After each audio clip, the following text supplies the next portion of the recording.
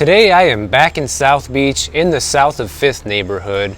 I just love walking around this area. It's one of my favorite spots in South Beach and it feels like winter now finally. Last week we had a record heat wave here in Miami. It was in the upper 80s. Today it's in the mid 70s. It's gorgeous here.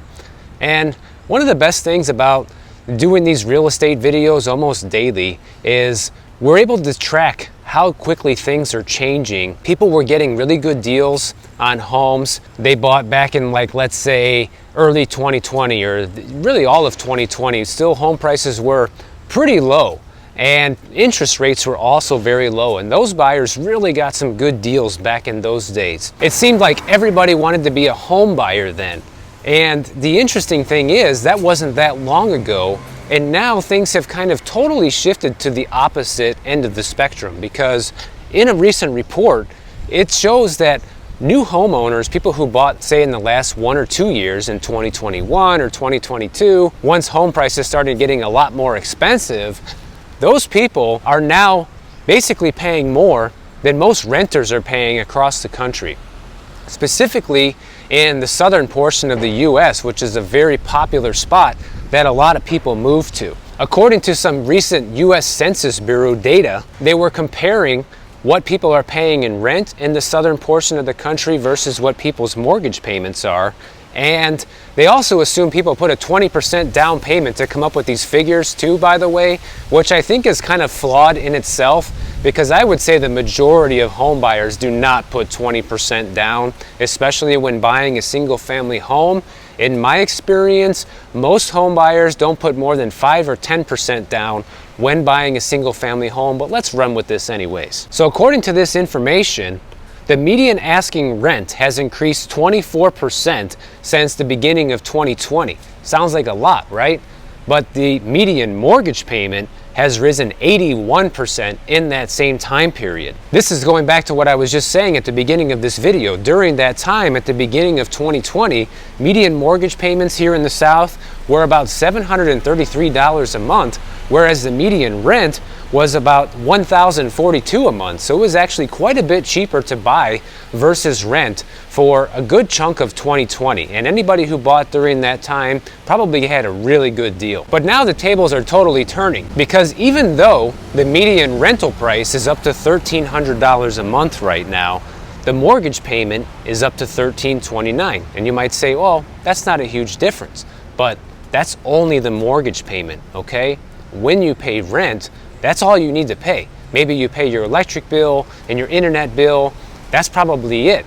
But when you have a home and you have your mortgage payment at $1,329 a month, and then you have to include property taxes, you have to include homeowners insurance, you have to include maintenance costs around the house, which definitely add up depending on what needs to be done every year. And as a renter, you don't have to worry about any of that.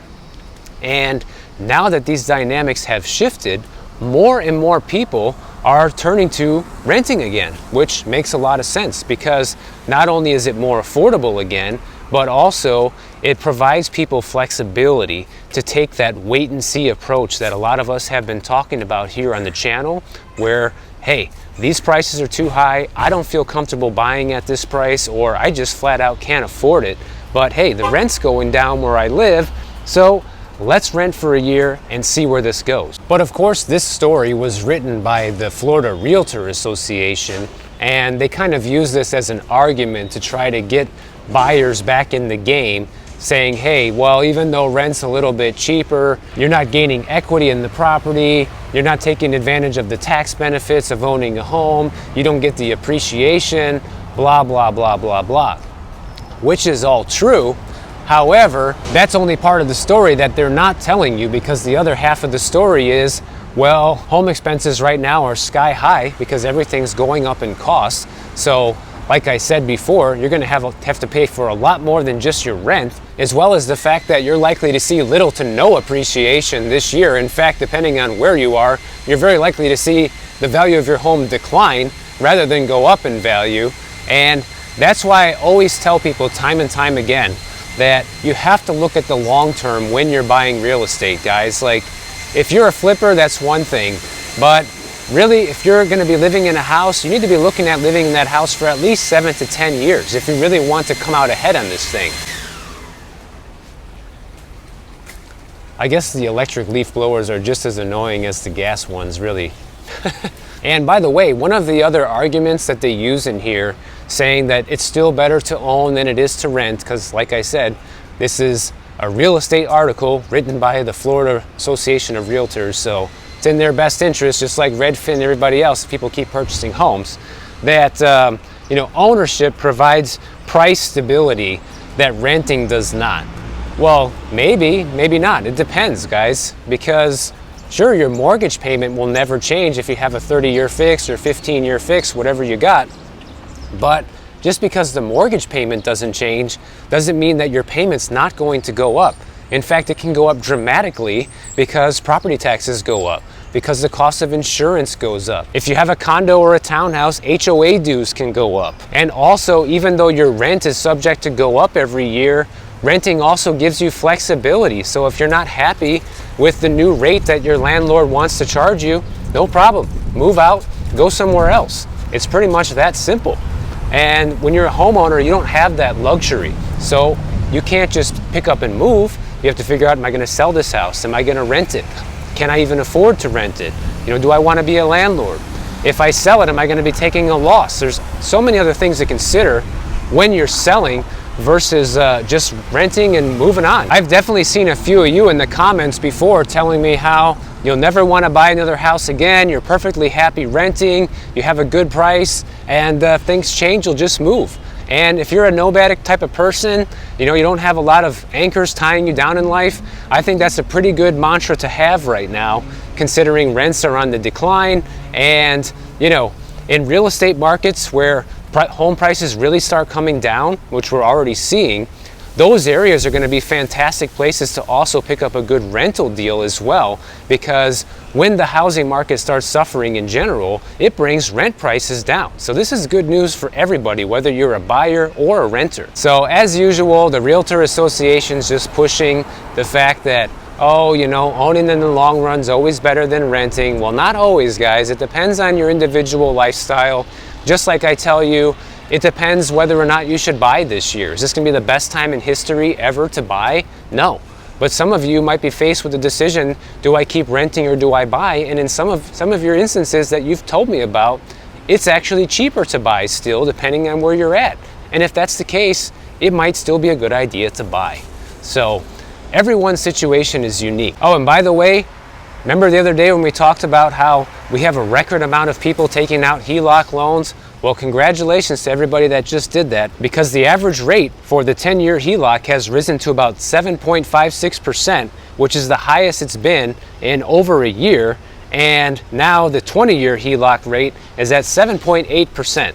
So we're talking almost record highs. And remember, these rates are for the most well-qualified borrowers. So if your credit's not the best and you have a HELOC or you're looking to get one, they can raise your rates, guys. Those loans are variable, so they can adjust. So you're paying 7.5% now, they can raise it to 9.5%.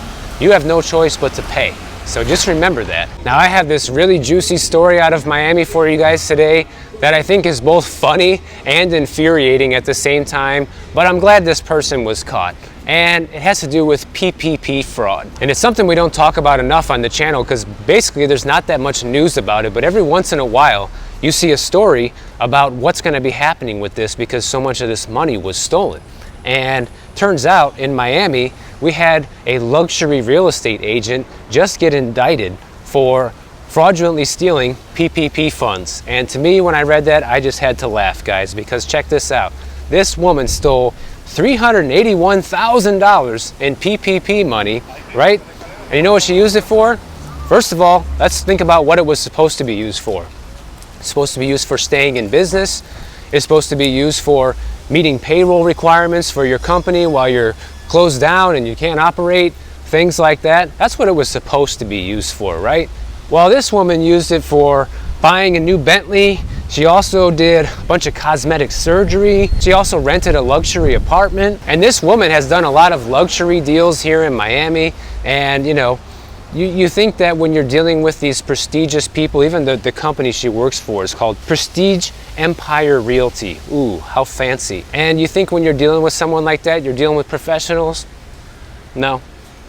Turns out no.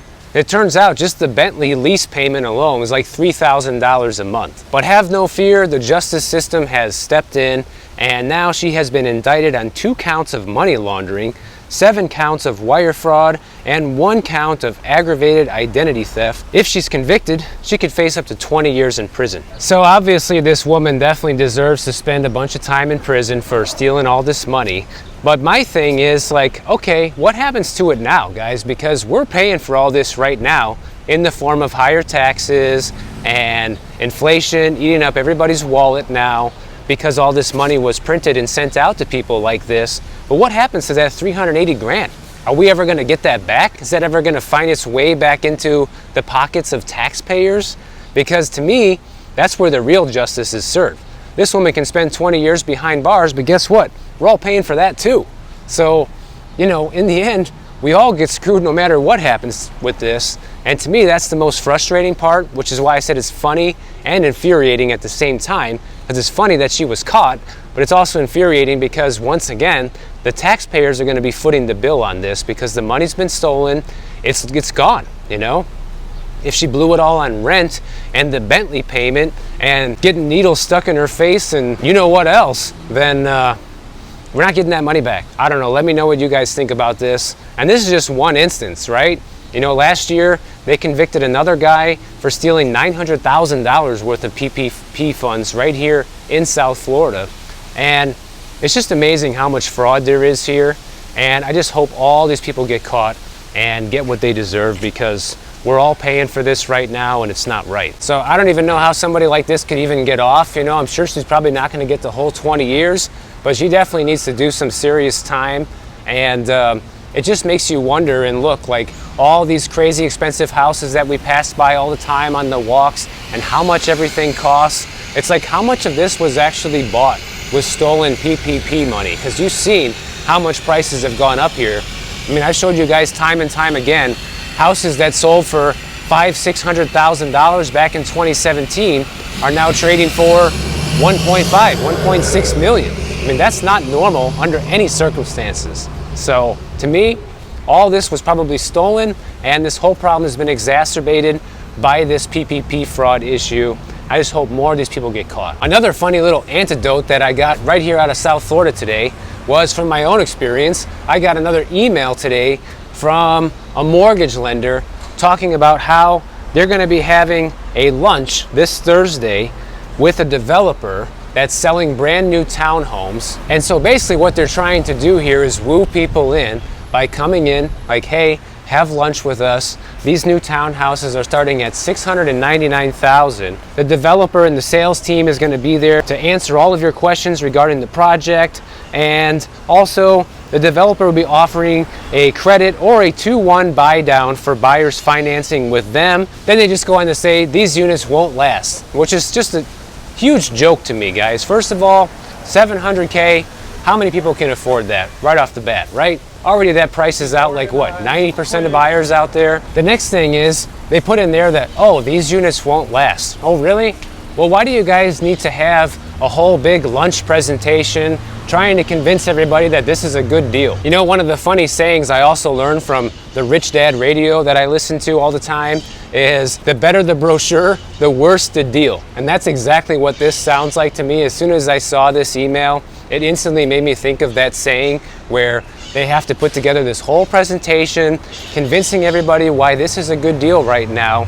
And oh yeah, but they're not gonna last. Like, really? If they wouldn't last, you guys wouldn't be doing anything.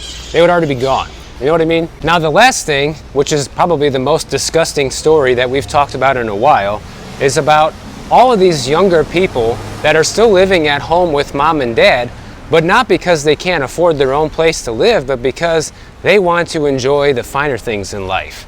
Yeah, that's right. It's been reported that about a quarter of all young adults between 25 and 34 years old are living at home right now with mom and dad. And some of them do that out of necessity because they really can't afford a place to live because the rent prices where they live are just too high, or they can't afford to buy. They're fresh out of college, still too young, whatever. All right, so that makes sense. But these people are actually admitting what they're doing right now.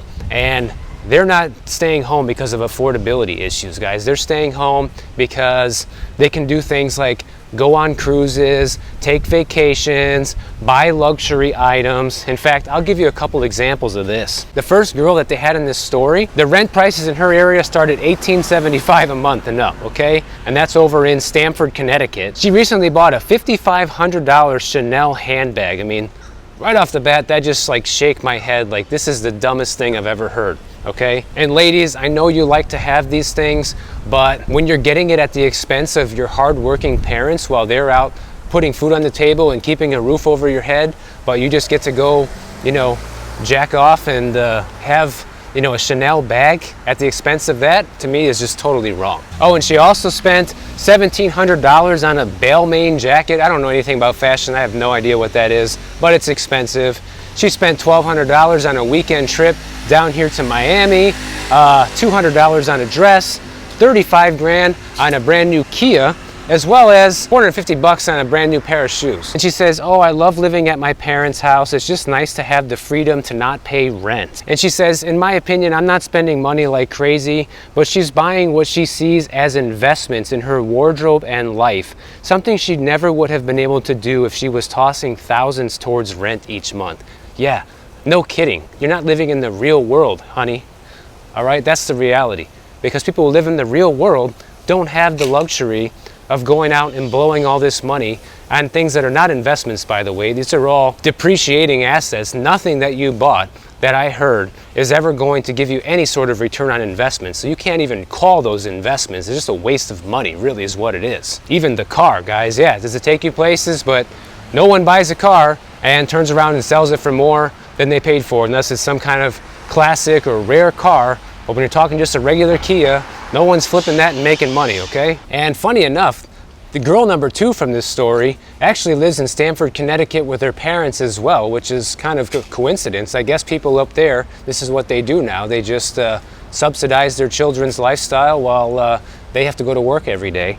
And this girl spent 20 grand on a new Subaru, $80 on a new pair of jeans, 150 bucks on work boots, 300 bucks on art supplies, 325 on a membership at a sports league, 30 grand set aside in the bank for a future down payment on a house and furnishings. So at least this one's saving for a house. I would say that's a little more respectable in my opinion, but the idea remains the same here, is that these people are just taking advantage of their parents and not paying their bills, guys. And I'm not gonna read you the whole thing. You guys can go check this out. I always have the stories linked down in the description if you wanna see it. But you know, the couple other people they listed in here, there's another guy living at home with mom and dad, and he likes taking pictures. He's a photographer, and so he doesn't want to be able to make it a job. He likes having it a hobby. You know, life is less stressful this way. It's nice having hobbies. Yeah, of course it is when you don't have to pay the bills, right? And then you got the last one, which I got the biggest kick out of this one. This girl's a travel influencer, okay? Travel influencer. She's spending money on trips to Mexico, Croatia, going to Dubai, going to Greece, different things like that. And living at home with mom and dad so you can be out traveling, doing all this stuff. Some kind of Instagram influencer. She has 158,000 followers on Instagram. And you know what I find interesting about all this, guys? Like, as somebody who built this YouTube channel from the ground up, I know the level of grind and effort and hustle it takes to do something like this. And to be quite frank with you, doing this as frequently as I do is actually harder than when I was working as a real estate agent full time. And I'm not saying that to be dramatic, I'm just saying it actually takes more work. But the biggest difference is I enjoy this way more than I ever did working as a real estate agent. So for me, it's totally worth it. I never had anybody subsidize my lifestyle while I was trying to get this whole thing going. I had to hustle as a real estate agent and get this channel off the ground. At the same time, no one was paying my bills except for me. My wife, my parents, anybody can back that statement up all day long. And the other thing I find really interesting about this is, where is mom and dad while all this is happening? You got this girl who's like a travel influencer. What are mom and dad doing? I don't see them on any of these trips, going along and having the time of their life while their daughter's out, doing that. Where are they at? Oh, they have to go to work still. Oh, they have to pay the mortgage still. Oh, it costs money to have the lights turned on at the house. You know what I mean? And really, I think one of the reasons that this upsets me so much is because all these people are like sort of in my generation, right? They kind of group us all together, 25 to 34 years old. I'm 35, so close enough. So it kind of gives a bad rap to the younger generation, like, oh, they're lazy, they don't want to work. And it's not true for all of us, obviously, because you see me out here every day. But for some of these people, it's all a big joke. It's all a big game. Let's let mom and dad pay for everything while I have the time of my life, and they have no guilt about this. So I don't know. I could never be like that. Let me know what you guys think about this. If you have a kid at home taking advantage of you like this, maybe it's time for you to do something about it. Otherwise they're going to be out buying Louis Vuitton and spending $500 on luxury dinners while you're basically scraping by to pay the mortgage. If you guys enjoyed this video, make sure you click the bell notification down below. YouTube will alert you every time I post a new video. And if you don't want to wait, check out my next one on the screen right over here, and I'll see you in the next one.